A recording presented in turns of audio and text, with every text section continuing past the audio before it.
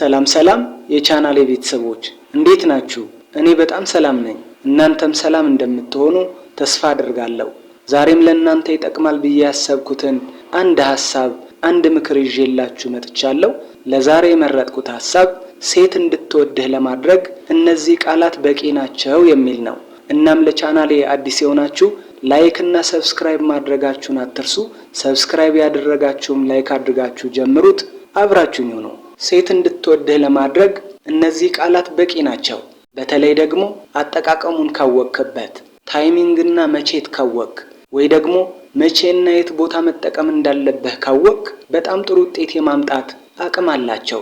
ሴቶች ላይ ብቻ ሳይሆን ሁሉም ሰው ላይ ቃላት እንደሚሰሩና አቅም እንዳላቸው ማወቅ ይኖርብሃል።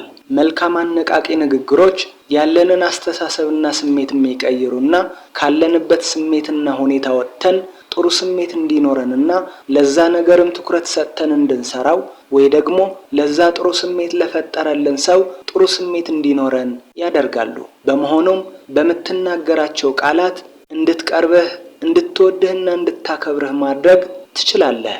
ዋናው ነገር እንዴት አድርጌ ነው ወይ ደግሞ ምን አይነት ቃላት ብትጠቀም ነው እንድትወደኝ ማድረግ የምችለው የሚለውን ብቻ ነው መመለስ ያለብህ። በመጀመሪያ መስራት የሌለብህ ስህተት ምንድነው? ሴቶች በጣም የለመዷቸው ወይ ደግሞ ደጋግመው ከመስማታቸው የተነሳ እውነት ቢሆኑ እንኳን ውሸት አድርገው የተቀበሏቸው ቃላት አሉ። እነዚህ ቃላት ለምሳሌ አንቺ እኮ ልዩ ነሽ፣ እዚህ ዓለም እንዳንቺ አልተፈጠረችም፣ በጣም ቆንጆ ነሽ እኮ ምናምን የሚሉ ቃላት አሉ። እነዚህ ቃላቶች ብዙ ወንዶች ደጋግመው ስለሚነግሯቸው አንተ ከልብህ የእውነት ልዩ ሆናብህ ብትነግራት እንኳን የውሸት እያልካት እንደሆነ ስለምትረዳው ላታምነህ ትችላለች። ስለዚህ ይህንን ነገር ማወቅ ይኖርብሃል። ምክንያቱም ሴት ልጅ በተፈጥሮዋ ከወንድ ልጅ የሚወጡ እያንዳንዱ ቃላት እውነት ነው ወይስ ውሸት ነው የሚለውን አጣርቶ የሚነግራት አስተሳሰብ ወይ ደግሞ ተሰጥኦ አላት። ስለዚህ ምን አይነት ቃላት መጠቀም አለብኝ የሚለውን አሁንም ለይተህ ማወቅ ይኖርብሃል። በመሆኑም ምን አይነት ቃላት መጠቀም እንዳለብህ ለማወቅ ላይክ አድርግ፣ ለቻናሌ አዲስ ከሆንክም ሰብስክራይብ አድርግና አብረኸኝ ሁን። አንደኛ፣ ቆንጆ እንደሆነች ወይ ደግሞ ልዩ እንደሆነች እንዲሰማት የሚያደርጉ የራስህ ቃላት ተጠቀም። ሰምተኸኛል? የራስህ የሆኑ ቃላት ተጠቀም። ምክንያቱም ቅድም ብዙ ወንዶች እንደዛ ስለሚሏት ላታምነህ ትችላለች ብያለሁ። ባጭር ቋንቋ አንተ የምትነግራትን ቃላት ሌሎች ወንዶች የነገሯት ከሆኑ አንተ ከሌሎች ወንዶች ለይታ የምታይበት ምክንያት የለም ማለት ነው። ስለዚህ ምን ለማለት እንደፈለግኩኝ ተረድተኛል ብዬ አስባለሁ። ለምሳሌ አንተ በውስጥህ ያደነቅክላት ነገር አለ። ስለዚህ ያ ያደነቅክላት ነገር ወንዶች በለመዱት ቋንቋ ሳይሆን በራስህ ቋንቋ ንገራት ነው እያልኩኝ ያለሁት። ለምሳሌ አንዲት ሴት በግለሰብ ስራ ቦታ ስትሰራና ስታጸዳ በጣም ጎበዝ ከሆነች፣ ቆይ ግን የግለሰብ ስራ እንደዚህ ያጸዳሽና የተንከባከብሽ የራስሽን ቤትና የራስሽ ቤተሰብ ምን ያክል ትንከባከቢያለሽ ማለት ነው? አንቺ ግን በጣም እጹብ ልጅ ነሽ ብትላት ምን እንደሚሰማ ታሰብ። አየህ፣ ይህ አነጋገር አንተ ምንም ላይመስልህ ይችላል። ነገር ግን በጣም ቆንጆ ነሽ፣ በጣም ውብ ነሽ፣ የተለየሽ ነሽ ምናምን ከሚሉ ተራ የውበት አገላለጾች በጣም የተሻለ የእሷን መልካምነት መግለጽ የሚችል ቃል እንደሆነ ልነግርህ እችላለሁ። በመሆኑም በአይንህ የምታየውን መልኳን ወይ ደግሞ ውበቷን ሳይሆን አስተሳሰቧን፣ ስብዕናዋን፣ ባህሪዋንና ማንነቷን ብታደንቅላት የተሻለ ነው።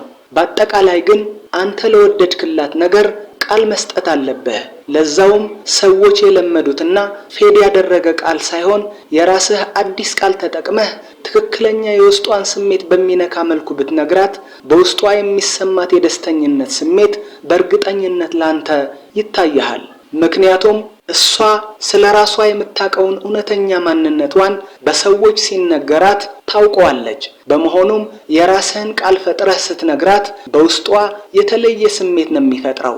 ሴት መታየት ስለምትፈልግ፣ አቴንሽን ስለምትፈልግ ብዙ ወንዶች የማያውቁትን እሷ ብቻ የምታውቀውን ስትነግራት ያኔ አይቶኛል፣ በትክክል የውስጤን ተረድቷል፣ ስብዕናዬንና መልካምነቴን ተመልክቷል፣ በቃ አውቆኛል ብላ ነው የምትረዳው። በዚህም ምክንያት ላንተ ስሜት እንዲኖራት፣ ፍቅር እንዲኖራት ያደርጋታል። አንተ እኮ የተጠቀምከው ቃል ብቻ ነው። እሷን በትክክል እንደተረዳሃት የሚገልጽ የራስህ ቃል። እሷ ግን በዚች ቃል ትክክለኛ እሷን የሚገልጽ ቃል እንደሆነ በመረዳትና የሚያስበኝ ሰው አገኘሁ፣ የሚሰማኝ ሰው አገኘሁ፣ የሚረዳኝ ሰው አገኘሁ ብላ በማሰብ ትኩረቷን ወደ አንተ እንድትመልስ ያደርጋታል። አብዛኞቻቸው ሴቶች ለምን ወደድሽው ተብለው ሲጠየቁ የሚሰጡት መልስ ሰምተህ አታውቅም? በቃ ልዩ እንደሆንኩኝ እንዲሰማኝ አድርጎኛል ሲሉ ነው የሚሰሙት። ይሄ ማለት በተራ ቃላት ታምሪያለሽ፣ በጣም ቆንጆ ነሽ፣ የተለየሽ ነሽ ምናምን በሚሉ ተራና የተለመዱ አነጋገሮች እንዳልሆነ ማወቅ አስፈላጊ ነው። እሷ ከሌሎች ሴቶች የተለየች እንደሆነች ካላወቅ አንተ አትወዳትም ማለት ነው።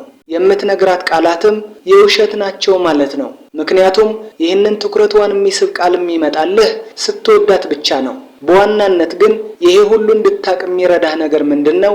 የተሰማህ ስሜት መደበቅ የለብህም። ለሴት ልጅ ስሜትን መግለጽ ስትችል ብቻ ነው ልዩነቱን የምትረዳው።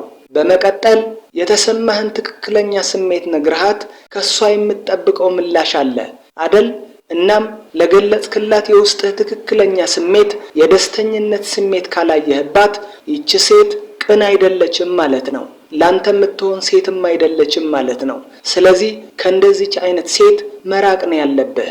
ለነገርካት ደስ የሚል ቃል አቀባበሏ ጥሩ ከሆነ ፈገግታዋን ካሳየችህና የደስተኝነት ስሜት ካየህባት ወይ ደግሞ ደስ ብሏት ትሁት በሆነ አነጋገር አመሰግናለሁ ካለችህ ግን ትክክለኛ ሰው ናት ማለት ነው።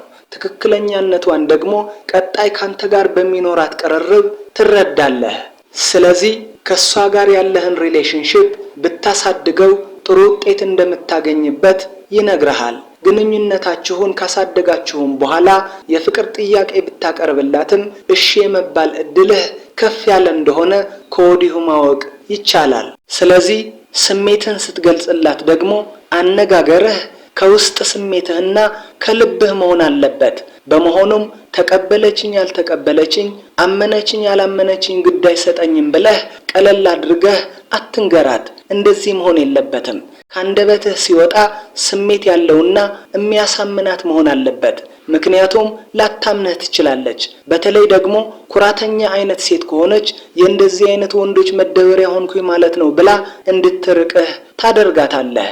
ስለዚህ ምንም ለሷ ስሜት ሳይኖርህ ለማጭበርበር ሳይሆን ትክክለኛ ስሜት ሲሰማህ ነው ልትገልጽላት የሚገባው። ሴቶች ሲጠየቁ አንቺስ እኮ የሚነግርሽ ነገር ሁሉ ነው የሚያሳምነው፣ እሾህ ላይ ነው እኮ የሚያስተኛው ምናምን ሲሉ ሰምተህ የምታውቅ ከሆነ አቀራረቡ በጣም አሳማኝ ነው ማለት ነው። ስለዚህ እሱ እንኳን በውሸት እንደዚህ ሴቶች ሲያሳምን አንተ እውነተኛ ስሜት ኖሮህ ከውስጥህ በሚያሳምን መንገድ መግለጽ እንዴት ያቅተኛል ብለህ ማሰብ ይኖርብሃል። ምክንያቱም ከምንም ነገር በላይ ሴቶችን የሚያሳምናቸው የወንድ ልጅ ንግግር ነው። በተለይ ደግሞ እሷን ባንተ ህይወት ውስጥ አስገብተህ የምትነግራትን ነገር በጣም የማሳመን አቅም አለው። በመሆኑም ቀለል አድርገህ እንደ ተራ ነገር አትንገራት። ምክንያቱም ሴት ልጅ በተፈጥሮ የነገርካትን ነገር ወይ ደግሞ ወንድ ልጅ የሚነግራትን ነገር እያንዳንዱ ቃል አነጋገርህንም ጭምር ሳይቀር በጆሮዋ ገብቶ ልቧ ላይ ሲደርስ እውነት ነው ወይስ ውሸት ነው የሚለውን የማጣራት ችሎታ ተሰጥቷታል። ስለዚህ ትክክለኛ ስሜት ከውስጥ ሲሰማህ አለምንም ፍርሃትና ሀፍረት አይኗን እያየህ በጥሩ ኢነርጂና ንቃት የተሰማህን ስሜት ልትገልጽላት ይገባል። ሌላው ደግሞ ይህንን ነገር ከጀመርክ በኋላ ወይ ደግሞ እንደወደድካት ከነገርካት በኋላ አትጥፋ። አንዳንድ ወንዶች አሉ እንደሚወዷት ይነግሯትና ከሷ እነሱ የሚፈልጉትን ስሜት ሳያገኙ ሲቀሩ ከተወሰነ ጊዜ በኋላ ይጠፋሉ። ስለዚህ አትጥፋ። ምክንያቱም ልጅቷ አንተ ስትጠፋ ስትነግራት የነበረውን ነገር ሁሉ ውሸት እንደነበረ ነው የምትረዳው። ስለዚህ ከጀመርክ ያንተ እስክትሆን ድረስ ደጋግሞ በየቀኑ አፈቅርሻለሁ ማለት ሳይሆን በተለያየ መንገድ እንደምትወዳትና የወደፊት ህይወትህ ላይ ቦታ እንዳላት ልታስረዳት ይገባል። እንግዲህ ለዛሬ ያዘጋጀሁት ሐሳብ ይሄን ይመስል ነበረ። ላይክ እና ሰብስክራይብ ማድረጋችሁን አትርሱ። ከተመቻችሁም ሼር አድርጉት። የተሰማችሁንም ኮሜንት ላይ አስቀምጡልኝ። በቀጣይ ቪዲዮ እስክንገናኝ ቻው ቻው፣ ሰላም ሁኑልኝ።